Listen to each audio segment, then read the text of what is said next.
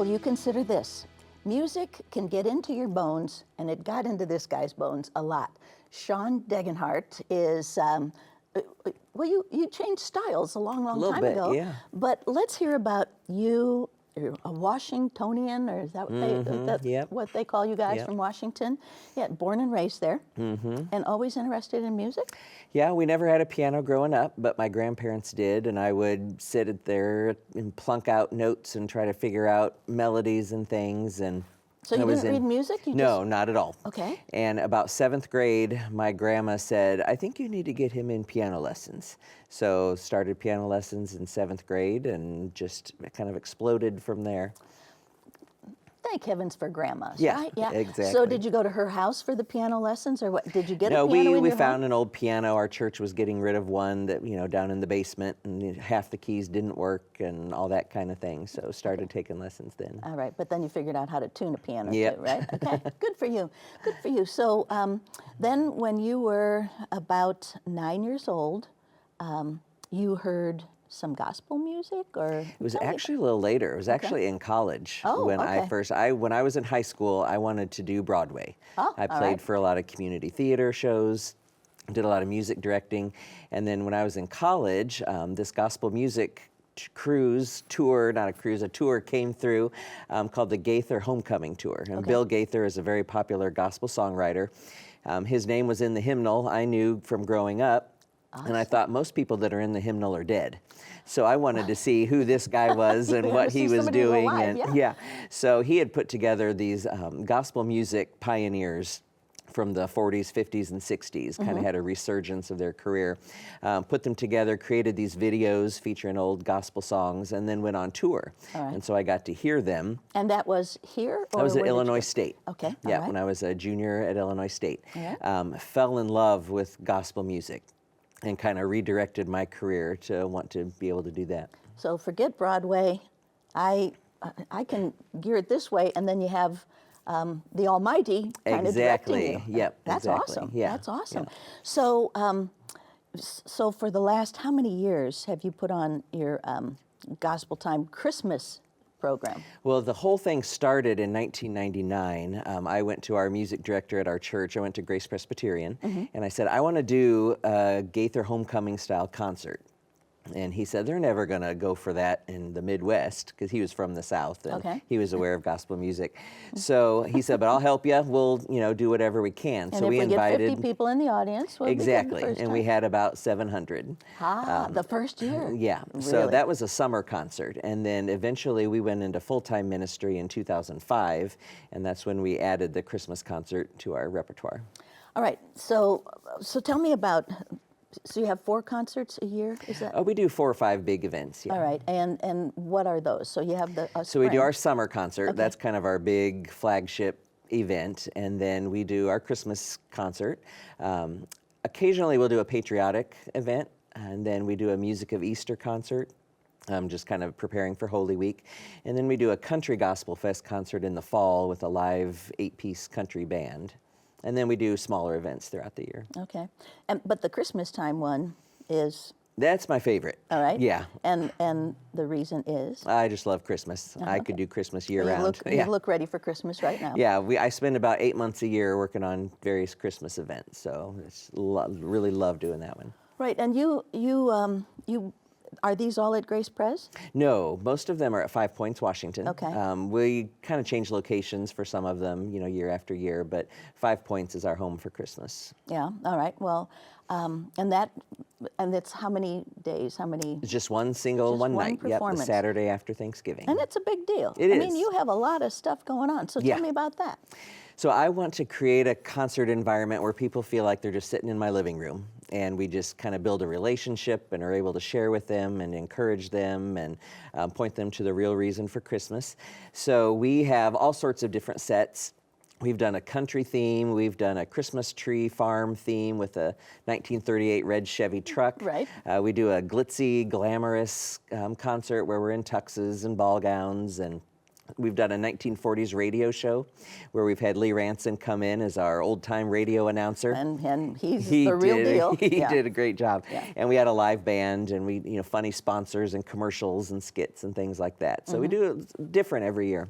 So do you write these? I mean, this is all your idea, or do you Yes, have I a write committee? the show. All right.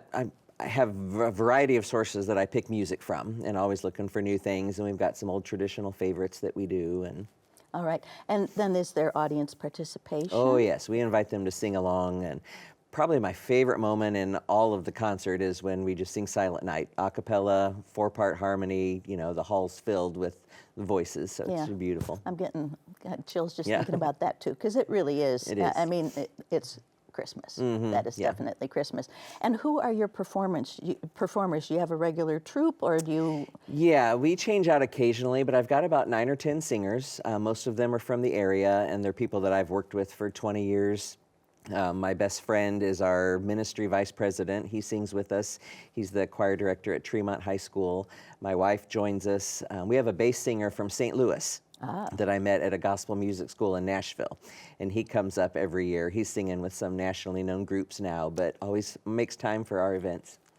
Because it means something. It to does, him. yeah. Well, not that the others don't. But, Right, yeah. But he's got that little kind of an emotional connection Yeah, with you. yeah, we're all family. That's awesome. Yeah. That's awesome. So you work on that. How do you have time with a big production like that? How do you have time to do all of your other little festivals? Yeah, that's what I'm throughout the year? asking myself every morning. How do Okay. I have time? But yeah, we start working on Christmas probably in June, just trying to come up with a theme and figure out the direction we want to go. And then that's when new music starts coming out from various publishers, and a lot of listening and figuring out who my soloists are and what they could sing and how all the pieces fit together.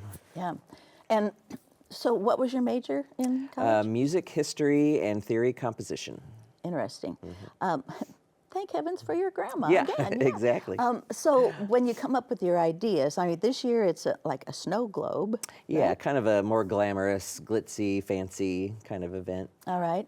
And then, so there's new gospel music for Christmas now? or- There's new music coming out All all the the time? time. Yeah, Really? different groups, various recordings, and always looking for new arrangements, and especially choral things. Do you do any of that? Any of that I do. arranging? Yeah, we've written 3 or 4 songs that have kind of become favorites for the audience through the years. Okay, One's called, such as? a friend of mine and I co-wrote a song called "A Tiny Little Baby," and it's a toe tapping, alto lead with a fun bass line, kind of Southern gospel song. Another one is called "An Old Fashioned Christmas" that I wrote. And I needed a song that said something about memories and nostalgia and things, so I couldn't find one, so I just wrote one. All right. Well, give me some of the lyrics from that one. It talks about getting in our old station wagon and going to the farm to visit Grandma and Grandpa, and Grandpa carving the turkey, and Grandma greeting us with a twinkle in her eye, and the house smelling like cookies and pumpkin pie, and Absolutely. and just the longing for an old-fashioned Christmas. Yeah, and that's a rare thing a lot of times Yeah, anymore. Yeah, because everybody's elsewhere. Right. So lucky to have people together. Well, that's fun. And what are your biggest challenges then in trying to pull all these little strings? Yeah, I'm and get 'em kind all of together? a one-man band, so right. I'm doing the publicity, I'm figuring out the set and how we're going to build that and design that, and picking the music and coordinating rehearsals, and so it's a lot, but I wouldn't rather be doing anything else. And your wife is a music teacher, and she's okay with all this that you're doing. Oh yeah, yeah, yeah. She enjoys it too. Good for you. And what do you like most about it? Just because you see it come to life, or? I like the planning and the programming of the events, figuring out how all these pieces work together to get the biggest impact for the audience, and how to just arrange things so that it's most impactful for them. But you just enjoy it all the time. I mean, there's never a time where you No, say, I just can't do this anymore. No. Can't imagine not doing it. Okay, well, so let's talk about, the Christmas one is coming up in the end of November. Right. November 29th. Yep. At 5 Points. 7 o'clock, and it's free. We have ministry underwriters. GospelFest Ministries is its own 501c3 nonprofit. So we have ministry supporters and partners that help underwrite all of our expenses for the venue rental and equipment and music and sets and all that, so we can make it free for the community. Which is a nice Christmas gift. Yeah, we don't want anything to stand in the way of people being able to attend and bring their families. And it is a family event. Yes. So everybody, all ages love it. Yeah, and this year we have the Rising Stars group from Niche Theater Arts. They're going to be joining us on a couple songs, so we're adding that kid element to the show. This year it'll be a lot of fun. Oh, good, good. Well, you'll have kids dancing in the aisles Oh, then, yeah, I too. hope so. Yeah, that's good. Let me think about, have you sold out? Do you ever have standing room only? Or, I mean, how many people can be seated at 5 Five Points? Point seats about 1,100, I think, and we usually run around 900 or so people, so it's a good sized crowd. Yeah, which is also fun. Mm-hmm. And they come from not only Washington, but All over. Yeah, we've got people coming from, hour and a half, 2 hours away that said it's their favorite part of Christmas, or, a great way to start their Christmas season. Yeah, that's good. And that's right after Thanksgiving. Yeah. Is it generally the Saturday after Yeah, it's Thanksgiving? always the Saturday after Thanksgiving. All right. I do a couple other events throughout the Christmas season, so that's the one weekend that we can rely on. Okay, what are those other events that you do? I'm part of the music staff at Grace Presbyterian Church, so I direct the Grace Family Christmas, which is another big choir and orchestra I have been there production. for that, yeah. So yeah, that's the other big event, which is the week after our concert. So All right. busy time. Fun, yeah, definitely. So when do you have time to rest? During the holidays, or do you? We don't. That's why I like to do my events early. So get them out of the way and, start off the season and then have a couple weeks to enjoy with family. Well, good for you. Yeah. And you're the proud father of 4 daughters. 4 daughters, starting to feel like Tevye from Fiddler on the Roof. But it's a tradition. It is, yeah. Exactly. So, all right, when did you establish your Gospel Fest as a 501c3? In 2009. And how did that come about? Because you had already been doing some things and you figured, okay, we need to make this. Yeah, I was on staff at Grace through 2004 and just kind of felt the Lord leading us to more music focus. And so we joined another ministry called Hands of Love. Scott and Rachel Kramer. They used to do concerts on the Spirit of Peoria, and they're now touring nationally with their family. So we joined them and kind of started GospelFest Ministries then. And then in 2009, all of our events were just kind of becoming quite a lot to deal with. So that's when we split from Hands of Love Ministry and created GospelFest as its own entity. All right, so you found out a lot about doing that kind of thing Yeah, too. yeah. Yeah, how Lots of difficult was paperwork. that to make that transition? Not too bad. I knew a company down in Nashville that they exist to help equip nonprofit ministries. So that's their whole point, is just to take away the paperwork burden and worrying about all the taxes and everything. So they take care of that for us. All right, so here you are, a Midwesterner from north of the Mason-Dixon line, and you're really into this gospel music. And so the people that you've met through your ministry, they're pretty proud of you for making that transition, for, not being too yeah. Midwestern, but kind of bringing some soul into. Exactly. I'm a Southerner at heart, is what they tell me. Okay. So Well, that's kind of a fun designation. yeah, it is. And how do they help you or mentor you or help, work with you in really feeling that the soul of this gospel music? Yeah, we've got on our ministry board about 9 people.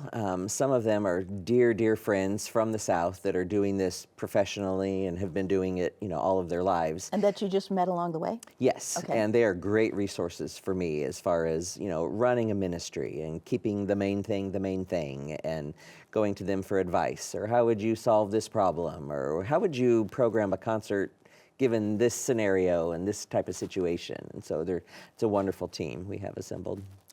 Well, so this is your ministry, this is your job, and you're doing these performances and things. What is your everyday like? They're different.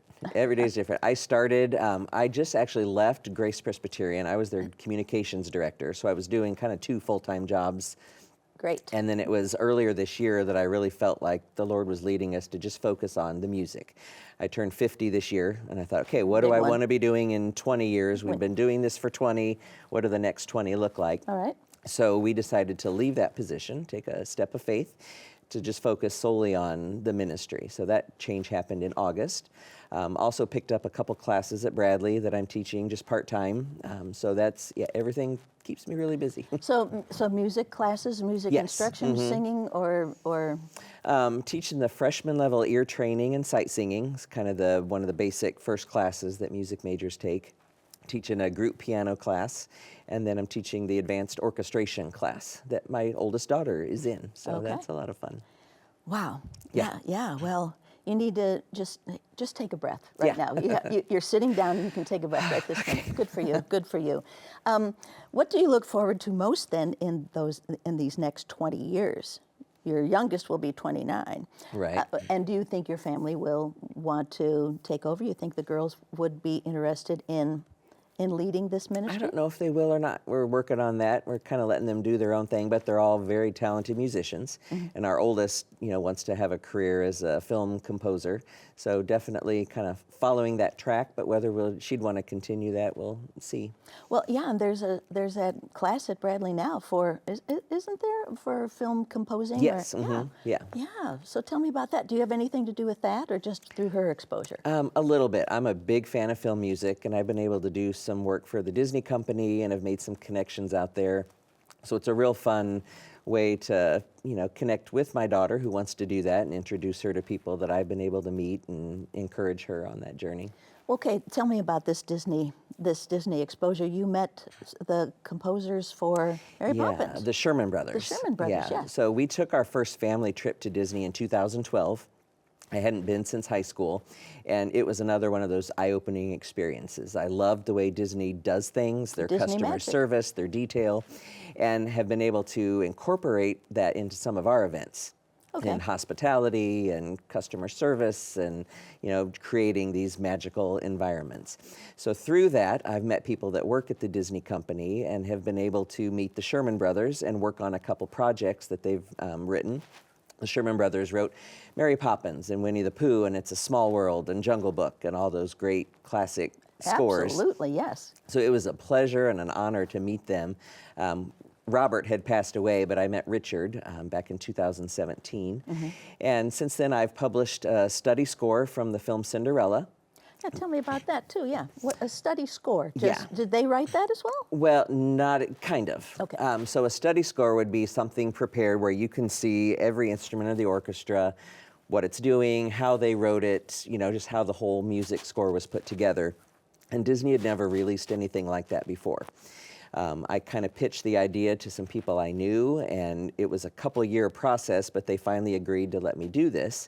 So I took their manuscript, handwritten, notes scratched out, From Cinderella, cuts what year from was it? 1950. Okay, all right. And took that and then put it all into the computer to create a professionally engraved, like you'd buy sheet music in the store. It's about 400 pages. Oh, my. So it was a lot, entering note by note. I guess. I've had some people like Don Hahn, who was the producer for Beauty and the Beast. He's become a friend, and he wrote a foreword for the book. A Disney historian wrote a couple essays for it. So it's kind of a complete package deal for Cinderella, and I'm working on a couple other projects now as well. So this Cinderella package, I mean, is it available? It's Yeah. in a book form, so where do you get that? On our website, which is degenhartmusic.com. Okay. So it's kind of designed for fans of film scores and composition and all that. So you would put that in your search bar, like Disney Cinderella composition, or just go to Degenhartmusic.com, yeah. This is so much easier. Yeah. Wow, what a fascinating opportunity. Yeah, it's just a great privilege, and just getting to meet those people. Richard Sherman passed away a year ago, I believe it was, and I was able to go out for their memorial service that they had in LA, and actually arranged and orchestrated about 5 songs that they did there. For the memorial service. For the service, and that featured people like Jody Benson and Haley Mills, and it's just, being able to see them and meet them is right. an honor. These are some of your idols Yeah, growing up. Wow, did you ever imagine that this kind of stuff would be happening to this little old guy Not from at Washington, all. Illinois? Not at all. Really, what fun, what fun. Yeah. So what's your next adventure when it comes to opportunities like that? Or you're letting the Lord... I've learned to always say yes as the opportunities present themselves, Okay. and just kind of follow the Lord's leading. And how difficult is that? I mean, how often do you question yourself?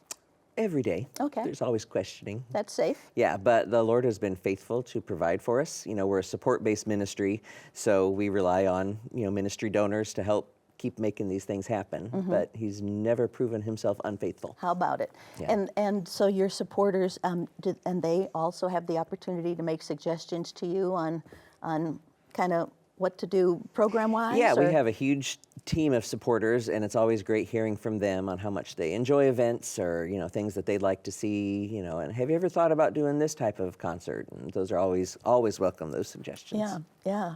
So, and you've never doubted yourself, or have you doubted yourself? Never doubted what I'm doing. There's right. been times where I've like, should I have made that decision or should I have gone this way? Or, there's always that, but just trust and obey and keep walking. All right. So the instruments that you play now, so piano. Piano. Obviously, and that's it? A little organ, Okay. but piano's the main thing. Okay, keyboard Yeah. kind of thing. All right. And where do you want to go from here then? We're really excited about the future of the ministry. I've got a bunch of recording projects that we'd love to tackle. Tell me about those.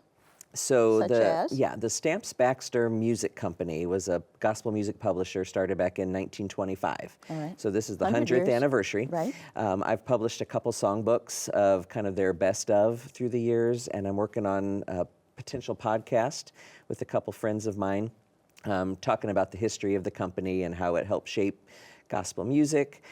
We do a program called An Evening with Fanny Crosby, Fanny Crosby was a hymn writer that wrote Blessed Assurance and she wrote 8,000 hymns.